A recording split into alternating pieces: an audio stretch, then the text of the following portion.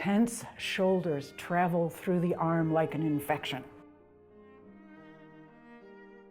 Free joints equals free muscle action.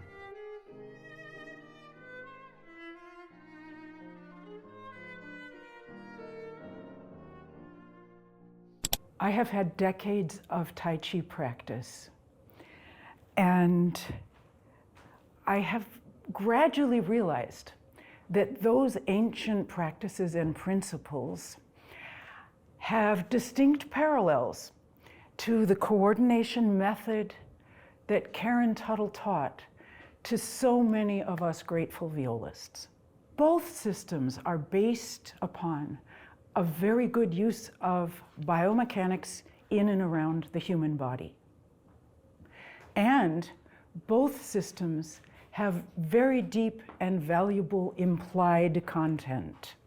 In the world of Tai Chi, it is to practice the ultimate in self-defense, which means deflecting and neutralizing opposing forces and becoming one with the breath and with the world. In the world of Tuttle's coordination, those techniques are used not only to foster good body flow and to prevent injury, but to create musical power and expressive capacities, to define and implement musical intentions, the character, the color, the contrast, the gesture, the grammar, the harmonic balances, and ultimately the structural arc that you imagine in your music.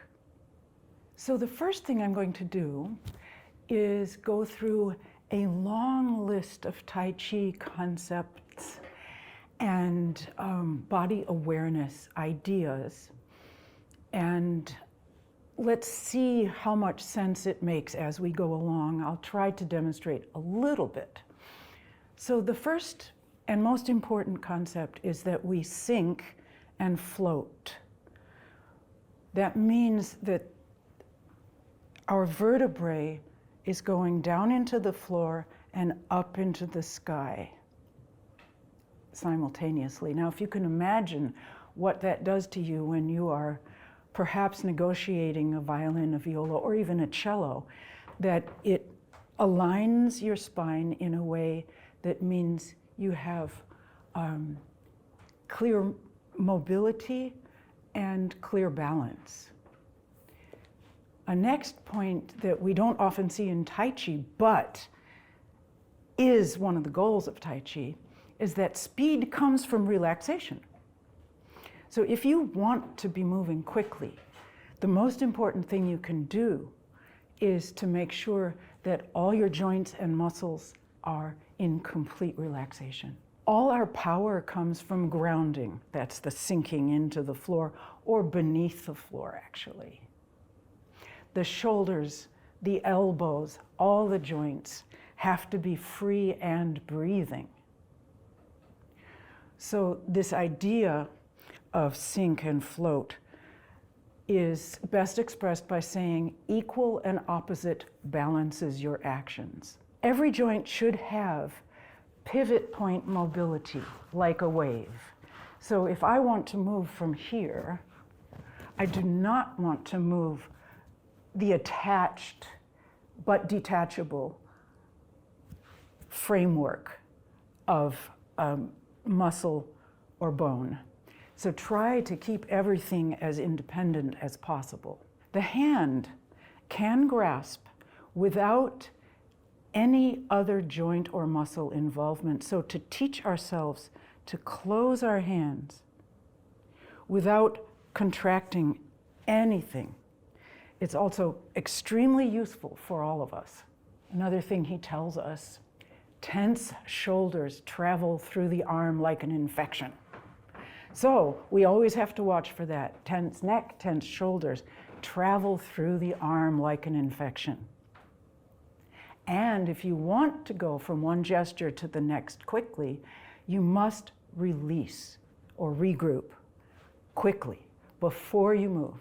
Free joints equals free muscle action. Now we'll talk about the middle of the body. If you use your strength in your arm, it's limited. If you rotate with your body, it's fluid. If you initiate from your center, in this case, usually for us, the shoulder blades, the arms are free. The arms should follow the body.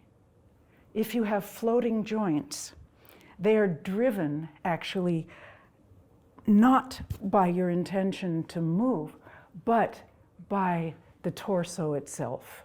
Another way of saying this, if your hand is dominating the movement, if you think, I gotta go from here to here, you cannot really control or change or feel the direction. If your body is dominating and imagining that motion, you can feel where you want to go. And that means speed, that means acceleration using your brain. You have your speed through a relaxed state that, if you imagine it, will accelerate without any contraction. The relationship between positions, be it on this side or here, is a transition. We kind of know that, but we need to think about that. Every transition has absolute structural integrity as you move. You must complete every part of the motion and have your body recognize without any holes in it the entire motion. So structure equals continuity, connection, position, and release. Your frame, whatever frame it is your structure. If you're thinking about string instruments, this is your frame. If you're thinking about Tai Chi, hold the ball would be your frame.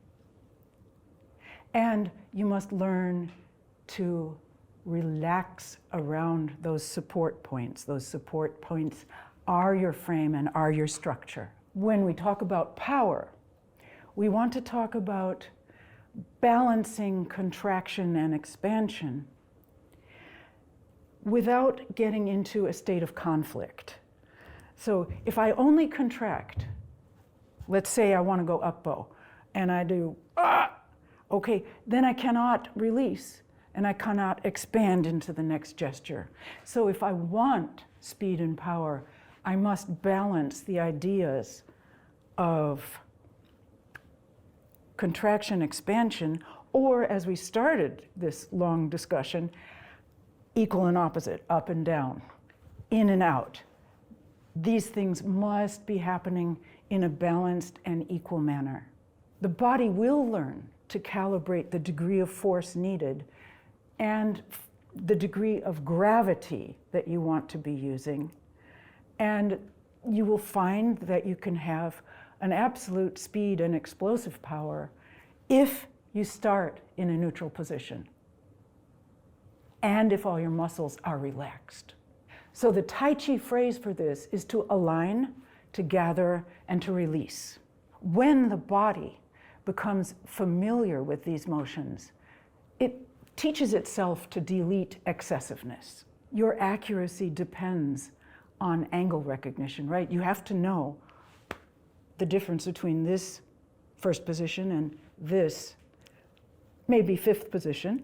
And what teaches you that is to know this angle and where you are against the instrument. Or what do you need to do actually to get to the C string on the tip? I need to actually really extend. So I close up this angle a lot. So that's called proprioception. If your body knows and recognizes those angles that work, then again, you can inspire yourself to relax and travel to the new position. That's another way of saying visualize your intention. Know where you're going and know what it feels like. What drives every motion is your intention. Let's talk a little bit about something slightly less concrete. We vibrate as human beings. There are all kinds of wavelengths that we feel, there are all kinds of wavelengths we are receiving, orally, visually, maybe the floor is shaking. Motion is also a kind of vibration. If we think about emotion as being on a wave, we can always stay in flow. And that is a wonderful feeling, both when you're opening a door or picking up a fork or getting from one string to the next. If you understand the patterns in space, then you understand the dimension of change, and you understand that everything is, in fact, a vibration, and a vibration is a resonance.